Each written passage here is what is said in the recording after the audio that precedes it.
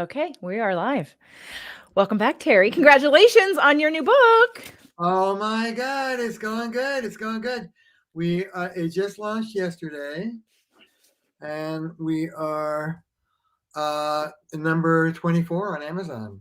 Okay, well, we're gonna move that up. We're gonna move that the needle here.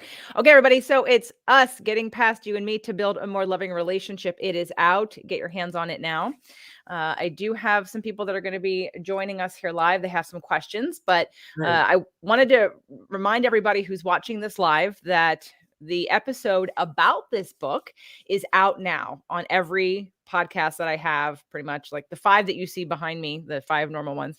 And it's episode 349 on spirit, purpose, and energy. Build a more loving relationship. So make sure that if you haven't heard that episode yet, you can watch it on jjflizanes.tv, or you can download it from any of the podcasts, but I recommend Spirit, Purpose, and Energy. So we talked about why he wrote this book. Can I say one thing more? Absolutely. Okay, we're running a promotion just to celebrate the launch of the book. This week and this week only, if you buy the book between now and Sunday, we will also give you free my online course, Staying in Love. It's a $300 value, and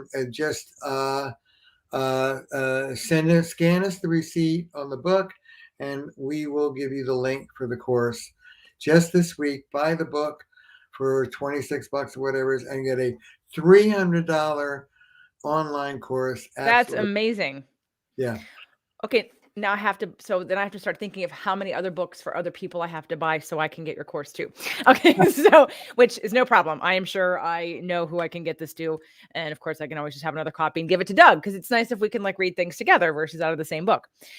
So I have a couple questions myself, but for anyone that's here, hey Linda, you're welcome to also ask questions. I just wanted to ask some questions that did not appear in our interview this week.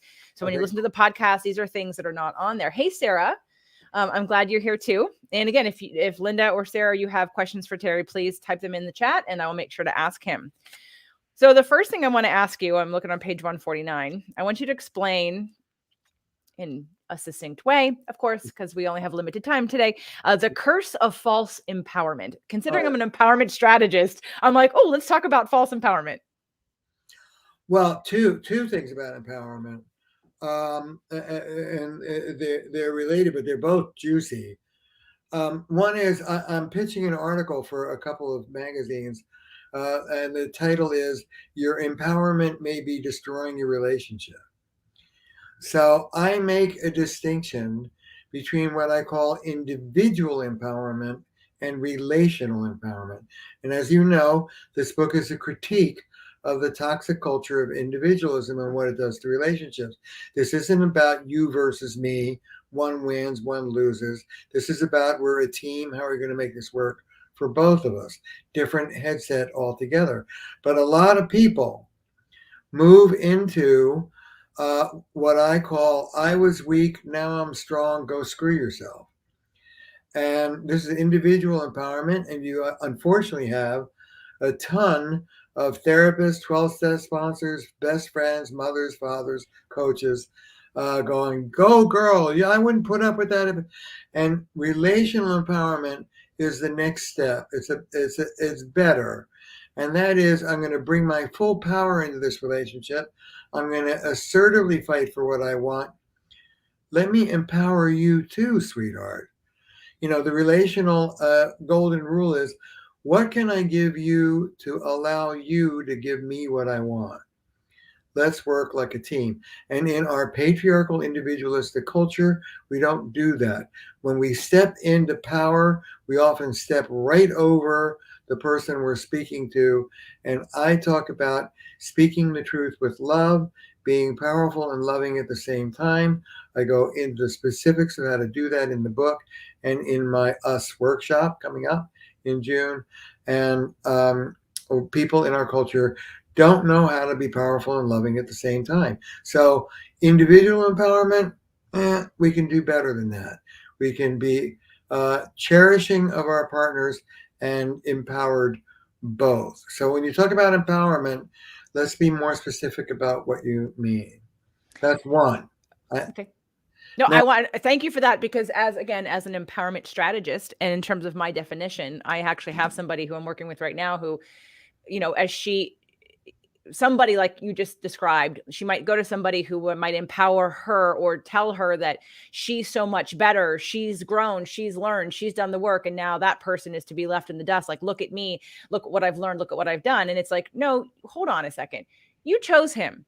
And if you go back and look at some of those reasons why that you chose him, you signed up for this. You can't act as if you've grown and he hasn't. Like, you signed up for this whole thing. So taking responsibility, and like you just said, so I love that you've made that distinction, only because, of course, I would be sensitive to empowerment and how it could be used as a power struggle, as a win and lose situation versus a win-win situation. Because I believe that there's always a win-win situation available, because most of the time we're fighting about things we're talking about two different things half the time. It's not normally we're actually fighting about the same thing. One person sees freedom and the other person sees a lack or some kind of another need that they have that's not being met. So thank you for that. That, yes, I can see that happens. And I can see how that happens in like recovery programs, yeah, because of the relationship, even with substances. I'm not a big fan of the labels of recovery programs, because people want to blame it on the addiction, on the alcohol or on the drug. I'm like, it's not the drug's fault. It's your need to repress. It's your inability to express your emotions. It's your inability to sit with your pain that you're trying to numb it. Because most people that go from alcohol go to drugs, like they exchange. Even the ones that are clean go to being a control freak, or they get addicted to meetings, or they start overeating, or they start using technology, whatever. They replace, they don't actually heal. So I appreciate that explanation. Did you want to say number 2 about the yeah, that's empowerment? not individual. And now, false empowerment is a different thing. We've been focused for 50 years on helping people come up from the one down of shame. We've done a terrible job of helping people come down from the one up of grandiosity, the other self-esteem disorder, superiority, entitlement, contempt. And my work, particularly with men, because men can lead from that one up, and as a couples therapist, you cannot love from the one down shame position. You cannot love from the one up grandiose position. You have to be same as. Love demands democracy. Now, many people think that grandiosity, superiority, is always an escape of shame. Like, I'm a bully, but really I feel bad about myself. Yeah, well, guess what? Research tells us 50% of grandiose narcissistic people are escaping feelings of inadequacy. The other 50% just think they're better than you and me. Now, what causes shame is disempowerment, either abandonment or active violation. You feel like shit, you're unworthy. What causes grandiosity is false empowerment. You're the greatest thing since sliced bread. You're better than everybody else. Parents can pump up a kid's grandiosity, that's called false empowerment, and is no favor to the child. Look, my dad was brutal. I remember going to him when I was very young with a bad report card, and you never knew what to expect with my dad. Well, he threw the report card on the ground and laughed. And he said, it's just because you're so smart, those assholes don't know what to do with you. That was no favor to me as a child. False empowerment is a form of abuse. It's no favor to the child. And it's not saying you're empowered. You can have good agency and be competent and do for yourself. It's saying you're superior to the person to the left and the right of you, and it breeds grandiosity. I went through elementary school, junior school, high school, getting C's and D's because I'd only drop into school every couple of weeks because those assholes didn't know what to do with brilliant old me. My father set that up. When I work with grandiosity, I need to find a way to hold the grandiose person lovingly and accountably at the same time. And this idea that as a child you were falsely empowered allows me to hold them accountably. You were set up to be the jerk you are now. And it's really important in the therapy that I do that we take on issues of grandiosity, but not because you came out of the ground that way. You were groomed to be grandiose by your falsely empowering parents. I say, what's the most destructive phrase in the English language? You want to take a guess, JJ? Besides should, I don't know. The most destructive phrase I've ever heard of is this one: you understand me better than your father, honey. Think about it. Oh, from a mother to a child. Yeah, that is false empowerment. And it's not a blessing, it's a curse.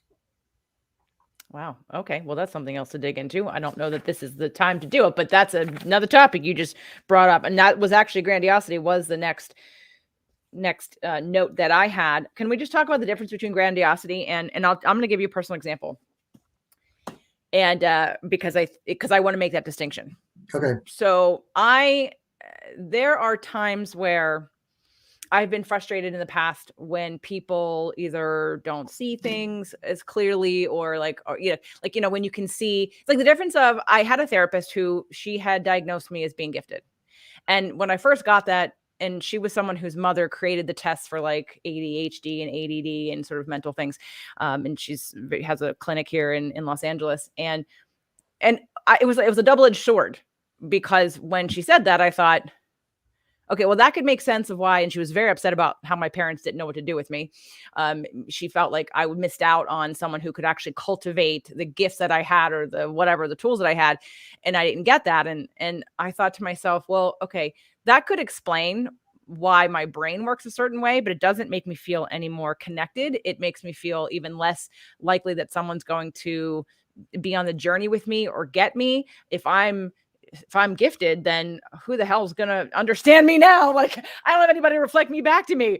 So at what point do we get to, like, some people have different skills and some people do have a confidence. I never said that meant I was better than anybody, but I would see situations, and it wasn't about me compared to in terms of self-worth. It was more of understanding that my brain may work a certain way, and whether it be a consciousness level, an intuition level, I have a really good memory. I retain a lot. So all those things. And if I compare myself to others, and I did, and I expected or tried to get them to be like me, that wasn't honoring who they were, and that we had differences. Can we talk a little bit about the difference of grandiosity versus when you have someone who is really sharp and smart and gets things, and someone else learns differently? It may be not better or worse. It's just different. Or maybe they're slower, for example. Slower, or again, I know people would think, because if I tried to get, I'd have the pattern in my life is seeing the belief and the possibility in people, and thinking, because I had the belief, if you can do it, I can do it. And then trying to help people from that point when they actually didn't believe they could do it. And then trying to push them into being like, no, you can do this. And them saying, no, I can't do this.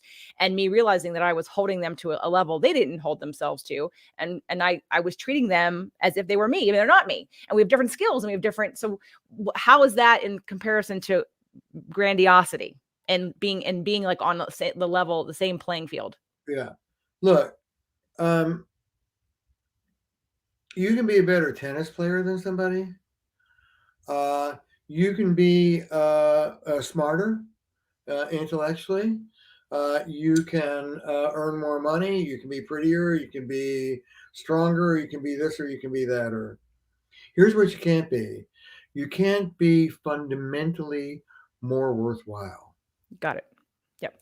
So all of these conditions, when I talk about healthy self-esteem, which is same as, neither better nor worse than the guy to the right or the left of you.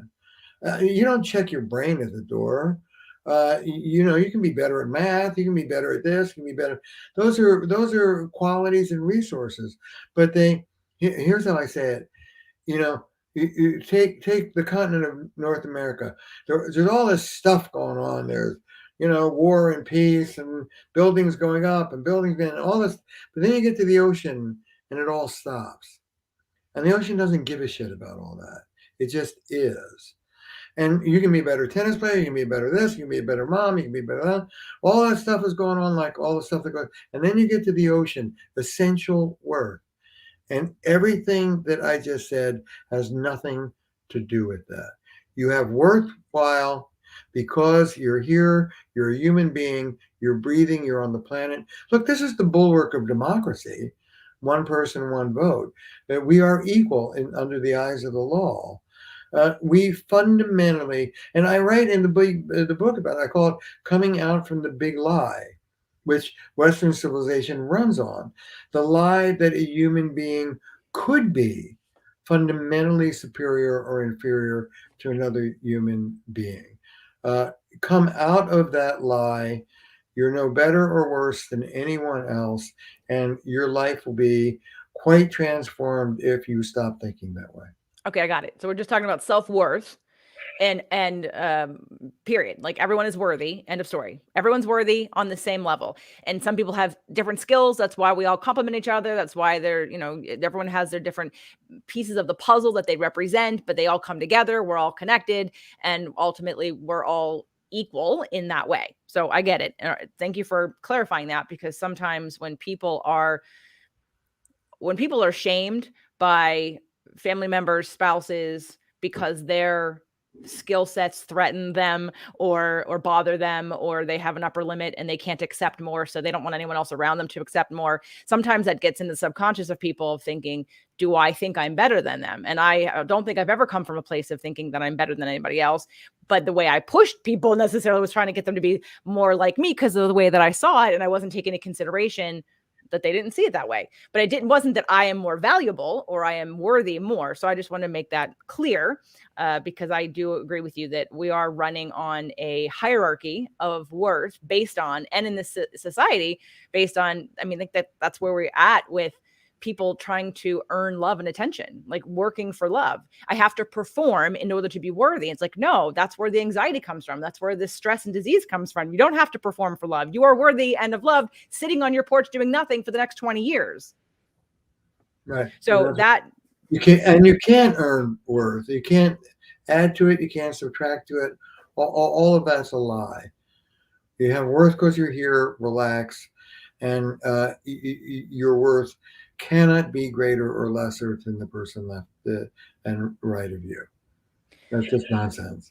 I'm going to read Sarah, can you just let me know if you heard the episode yesterday or today? It's out this week. I published it yesterday. I just want to see, because again, I do want you to get the book, and I do want you to listen to the episode or watch it. You have both. But she asks, how do we focus on us in our relationships, being a supporting partner and creating our purpose of why we are here in this life? Being a Pisces, I tend to get lost in relationships, putting others' needs before my own. Then I don't ever get to my why in creating my purpose.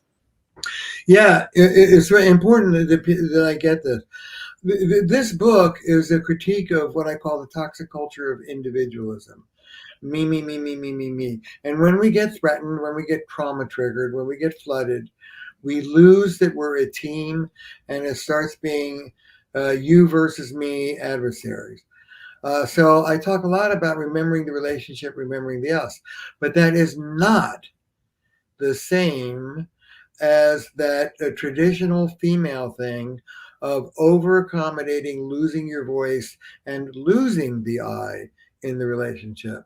My pal, the great feminist psychologist Carol Gilligan, says there can be no relationship without voice. There can be no voice without relationship. So a relationship is made of two individuals. You have to have the I, but it's an I in a larger context. It's not I versus you. It's I in the matrix of the biosphere we call our relationship. So don't lose yourself, but remember that yourself is part of the larger whole. It's not either or, it's both and. So Sarah said she's definitely ordering the book today, and she got halfway through the episode this morning. So Sarah, I don't know if you were here from the beginning, but Terry mentioned that only until Sunday you can get his free online. Well, it's free. It's not free. His over $300 online course called Staying in Love. Right.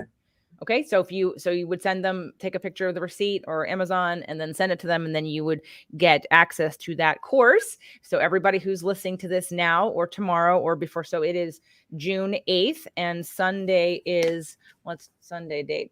June 12th. So June 12th is Sunday. So is that till like the end of the day Sunday, or is that the beginning, or is that midnight on Saturday? I'll give you the whole the end of the day Sunday. Okay, all the way to the end of the day Sunday. And of course, please let him know that you listened to my show or this live, of course, in order to know that that was available. So, Sarah, don't forget. Good, she's going to get it. All right. And then you've just been on this crazy book tour. I know I see you being everywhere. And tomorrow you're with Gwyneth and like super exciting for you. So, is there any question that's been coming up for you that we didn't address in the episode? I don't want to repeat anything. I don't know. I know you probably don't remember what we talked about, but just anything new or unique that has come up since you've started this book tour. Let me just say about tomorrow on Gwyneth, a live event online with Gwyneth Paltrow. And the ticket to the event is to buy the book. So go to my website, terryreal.com, and get into that. We've got about a couple hundred people from all over the country and growing quickly. It's going to be a spectacular evening. Anything that's new? You know, what I want to stress, if I have one thing to leave people with, is the idea of what I call soft power or loving power. Under patriarchy, you can be connected or you can be powerful, but you can't be both at the same time. And so I want people to assert themselves and cherish their partner in the same breath. And state your intention. JJ, when you called me a male chauvinist pig, that kind of sent me to the other side of the room. I want to be close to you. Could you say something reparative to me so I can feel close to you again? Who addresses an issue like that? No one. You have to be taught. Buy the book. Do my workshop, the US workshop, starting in June 14th, and learn some of these skills. It's a map how to stop thinking like two adversarial individuals and really remember that you're a team. But it's also a very specific toolbox. Once you think relationally, the tools all change. Like, here's another one. If your partner is in a state of disrepair with you, this is not a two-way street. It's a one-way street. You are at their service. When you think relationally, it's in your interest to make your partner happy with you. Why? Because you live with them, dummy. That's why. So put yourself aside, your issues aside, and see if you can help your partner feel better. That's thinking relationally. So read the book, come to my US workshop. It starts in June. Go to the website and you can sign up.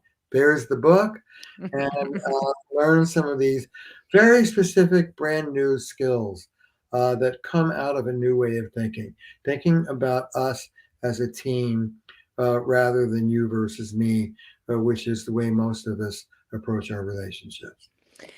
Totally personal question. You don't have to answer it if you don't want to. I haven't asked you after now. This is our fourth time together. I don't need your year. I don't care about your age. I'm just curious about your birthday. What is your sign? I have an interesting sign. 6/22, June 22nd. Right on the cusp. I'm a Gemini Cancer cusp. All right. There are three of me. I'm all over the place. Yeah, I can see that. You feel more Cancer, I'll tell you. I mean, I can see where the Gemini thinking and seeing both points of view and having like that point of view. Any chance you know your moon sign? No. All right. I just thought I'd ask. You never know. Some people might know. That's how you deal with how you deal with emotions.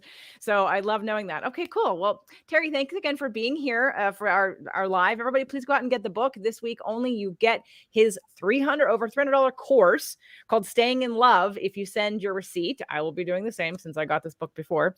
And I'd love to have you all do that as well. And he's going to be interviewed by Gwyneth Paltrow tomorrow. Where? It's going to be online. Go to my website, terryreal.com. You can sign up for it. It's at 8:00 Eastern time. And also, I want to put a plug. The first US workshop, online workshop based on the book, starts in June. And go to my website. You can sign up for that too. Awesome. Thank you guys for being here live and questions. Thank you, Pam and Sarah and Linda. I appreciate all of you participating. And if you have any other questions for Terry, follow him. He's on his book tour this week and you can ask him some more questions. So Terry, thank you again so much for being here. Great. It's always a pleasure.